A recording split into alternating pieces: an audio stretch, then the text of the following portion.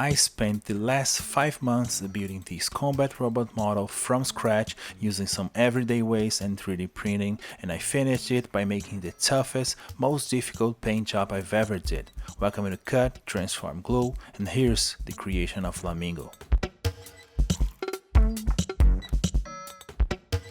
For this project, the inspiration came from a couple of ink cartridges and the backplate of a dead laptop touchpad. I began the project by laying the pieces on the cutting mat just so I could have an idea of the size of the main hole. Then I took some measurements of the bigger cartridge and I 3D modeled a perfectly matching piece for it. The idea is to make it taller while keeping the features on the cartridge on the top and bottom. The two halves were attached using regular CA glue, and I joined the two sides together with some slabs of MDF. Now MDF is not that reliable, so I didn't want it to be on the surface of the model, so I covered it with some pieces of styrene, which is much more durable. This piece right here with a couple of embedded M4 nuts was made just so I could reliably hold the front of the main hole, which by the way was made using this cartridge right here.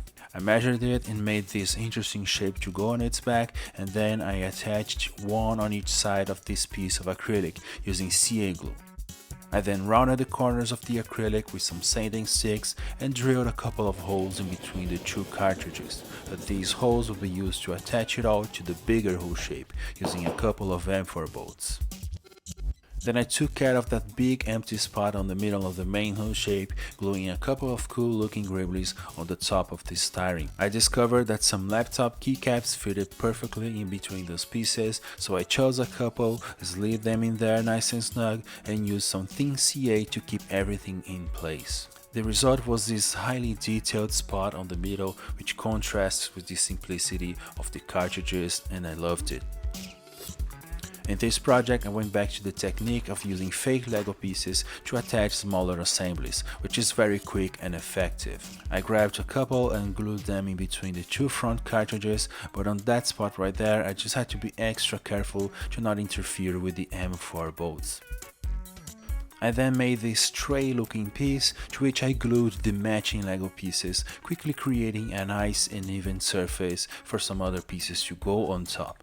On that surface, I glued a combination of a couple identical gribblies with a laser cut shape in between them, and I used a couple of plastic boxes to keep everything square and aligned to each other. I got it all attached to the tray looking shape with CA glue, a couple of laser cut details here and there, and the front detail piece of the main hole was complete. Now, the only thing that the main hole is missing is a structure that sits on the back, so I glued the super detailed touchpad gribbly to a piece of styrene as it was too thin and preparing it to be the top piece of a bigger box. It had some holes on it, so I decided to cover one using an upside down button, which is something that I always do in my builds. I have these that I call corner shapes that I cut on the laser CNC, usually on a bigger shape just because it's more efficient. Those can be broken apart and used, among other things, to reinforce the insides of boxes. This is what I did right here, using CA glue and some baking soda. The side panels were 3D modeled and printed with some simple but interesting looking details, and it all got assembled like a big box. The combination of the corner shapes, CA and baking soda made a box that's super lightweight but very robust, which is what you would want for a scale model. Then it was just a matter of creating an attachment point to the middle hole segment and the back shape was done. I was very happy with what I saw, I liked the shapes and the level of detail, so I decided to give this project the first coat of primer, which is always a magical moment. And the main hole of this big robot was born.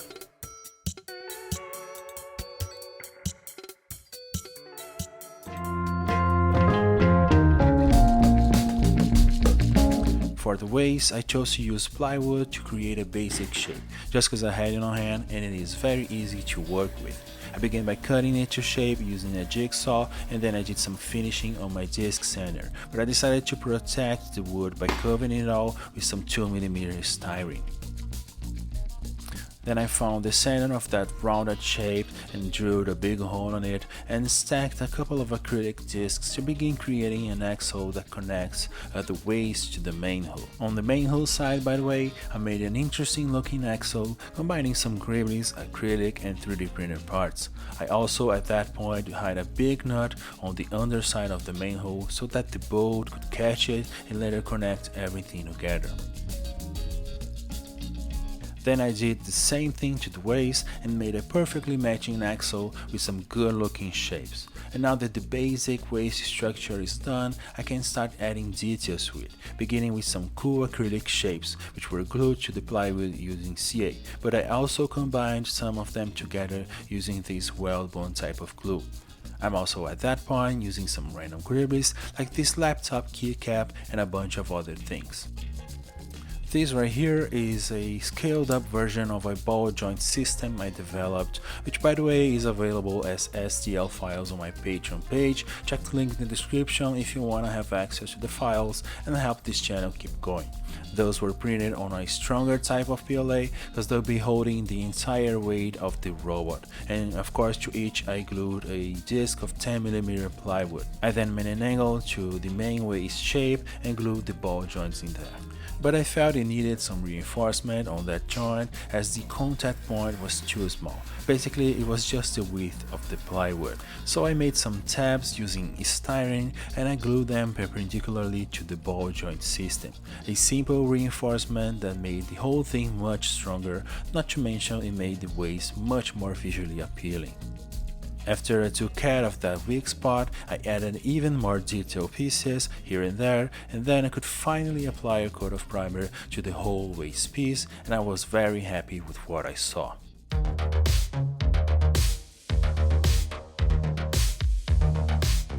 With the waist ready, I could start experimenting with leg size and geometry, and to do that I used some plywood pieces and a couple of screws. Then I found in my collection this black disc which I thought of using as the attachment point to the waist, so I began tracing some lines on the wood to decide on the shape of the top leg segment. Once I figured that out, I combined a couple with CA to achieve a certain thickness, and on the disc center I rounded some corners and chamfered the edges of the shape. The result is already very good, but the plywood has some very imperfect end grain, and to solve that problem I used this automotive light cutting putty which sets super fast, and it is also very easy to sand. And this right here is the result. When I use the laser CNC, I make a bunch of these axles with a couple of slits across so I can break them to the size I need. For this project, I stacked a couple of these using CA, I did some finishing on a disc center and glued the stack on the bottom of the plywood piece, creating the first joint of the leg. Then I glued the black disc on the concave feature on the top piece, and I attached this printed part right here which will be connected to the ball joint on the waist. On the outside I decided to go with this white gribbly which had almost the same radius of the black one, and at that point I grabbed some detailing laser cut acrylic shapes and added a fill on the top and on the front of the leg, and the top leg segment was done. For the middle leg segment, I went again with the laser cut acrylic axles I had, but this time I decided to use some fake Lego pieces to quickly join them together. The great thing about these Lego pieces is that they are virtually perfect, and with them it is very easy to keep things squared and perfectly aligned. They also work super well with CA, which is a bonus point. So I did that, and as the breaking of these axle pieces can leave some imperfection, I did some finishing of the edges on the disc center. Then I used some 2 and 3mm pieces of styrene to cover gaps and some areas, and I made an angle on the other end of this segment and joined the two together, and the basic shape of the middle leg segment was complete. On the lower leg segment I again created a joint with the acrylic shapes, but I went back to the plywood, a single piece this time, as I want the leg to get thinner near the bottom. Once again I did some rounding and chamfering on the center and some light cutting putty to hide the end grain. Then I received some styrene 3D printed parts and acrylic, and the lower leg segment was done. All of the pieces received a coat of primer, and later I added some cool looking air vents on the outside, and of course I had to make a pad of these legs. For the feet, I chose to use this grip right here and made this big piece to go around it. As you can see, there's a slot on the inside where I can insert an M4 nut so I can later secure the model on the base with a couple of bolts.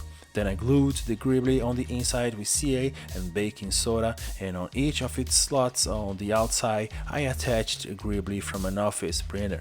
It's a snug fit, but I did use some thin CA that could get in between the pieces. Then I found this laser cut shape right here, which I felt was much more good looking than the gribbly itself, and I decided to actually cover everything with it. That rendered the original piece almost useless, but I really liked this new look.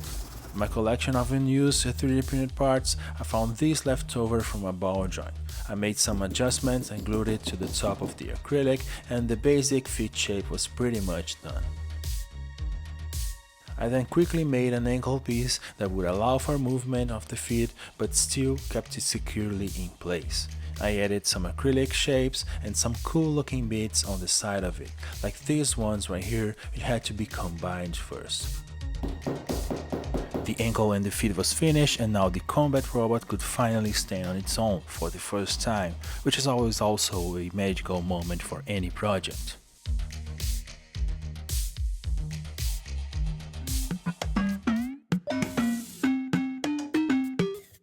I 3D modeled and printed a couple of these empty shells on my Ender 3S1, and I made it in two halves, mostly to avoid using supports, saving time and material.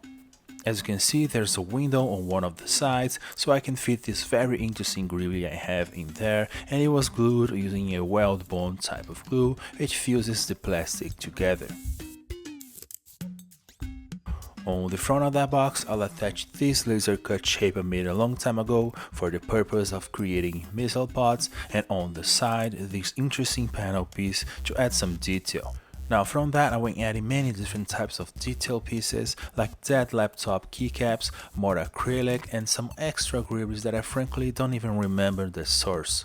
Now, if you're wondering why didn't I include these details on the printed part, there's a couple of reasons. One being that detail takes time to be printed compared to a plain shape, let's say, but the main reason is that gribblies and laser cut shapes are way more precise than what a regular FDM printer can produce. So combining 3D printed shapes and gribblies is not only faster, but much more precise. I quickly had enough shapes on the missile pod, so I went for some smaller surface detail pieces, and the missile pod was pretty much done. Now the challenge is to create an extension arm to extend the pod away from the robot's body.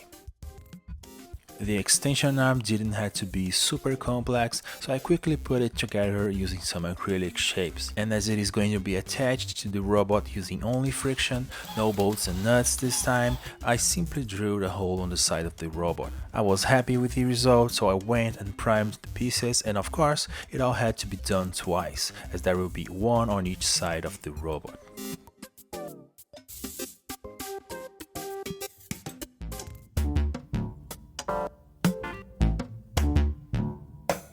With every main robot structure ready, it was time to add the last tiniest details and raise this project to the next level, beginning with this gribbly from a scanner that I want to be sitting on the side of the missile pod, like it is some sort of target tracking device.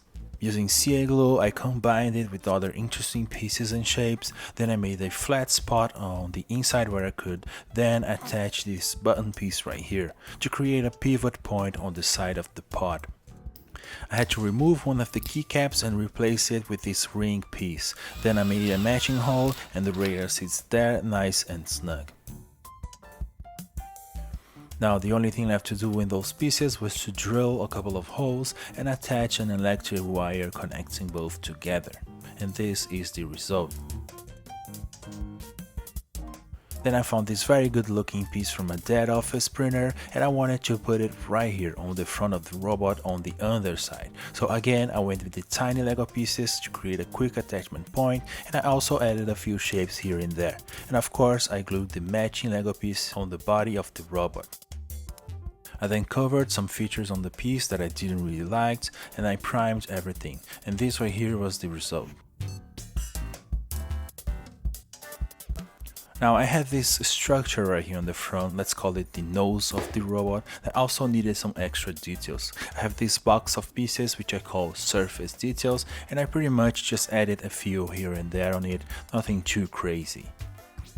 I also at that point decided to add some cool details on the side of the ink cartridge, so I grabbed a couple of buttons from a dead electronic device. I made a square hole on that spot and fit it in there nice and snug, but I did it backwards as I feel it looks much better that way, and of course I did the same thing on both sides. Some extra tiny details were also added to the whole front body piece and it was ready to go.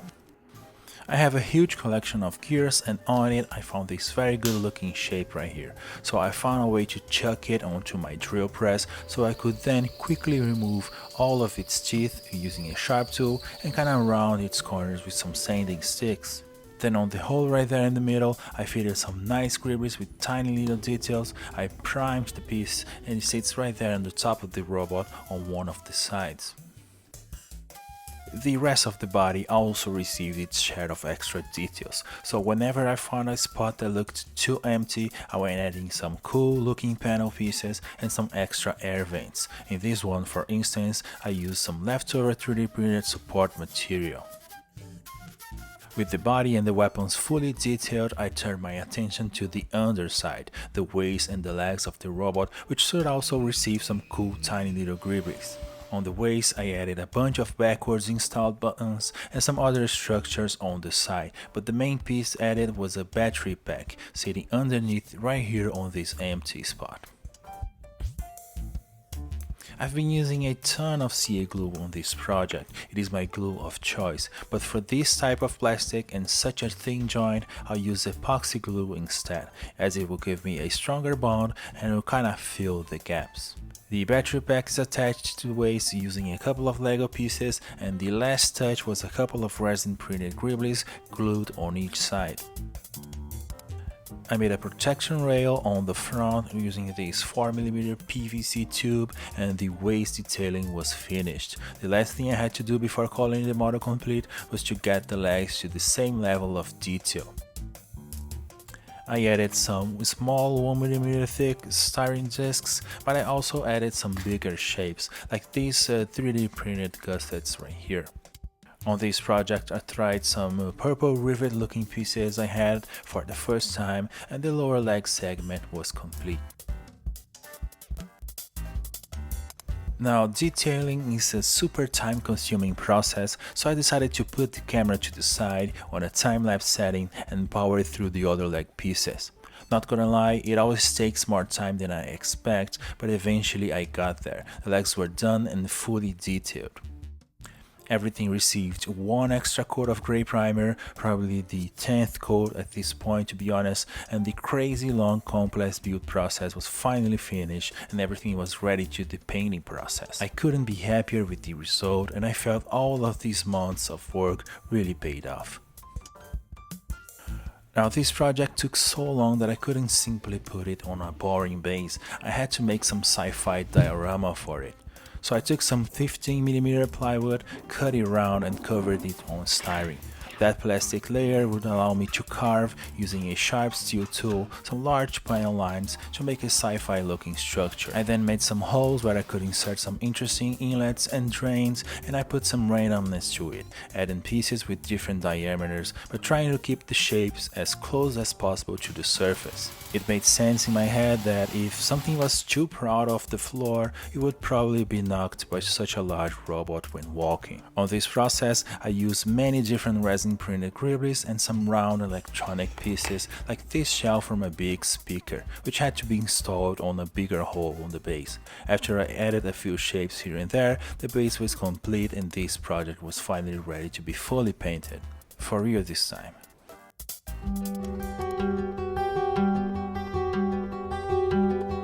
I began the printing process by adding some black and red primer to every piece of the model. I call it the chipping layer because once the model receives some color coats, I can simply scratch it to get some realistic results pretty fast. I don't really love the painting process. It's not that I hate it, it's just that I spend most of the time on the build and I'm not super skilled when it comes to painting. That didn't prevent me though of trying to make the most complicated camo I've ever made. This particular camo required a ton of masking, and when I say a ton, I really mean it. I went through a couple of masking tape rolls during that time. It was an insane month of work.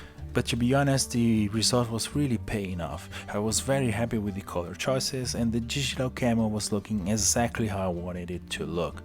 Now the painting process is very long, and if you wanna watch every step of it in great detail, where I explain what goes on each layer and the tools used, there's a full video of this process right here on the channel. You should really check that out. For now, let's just jump ahead and put this bad boy together and finally see the end result.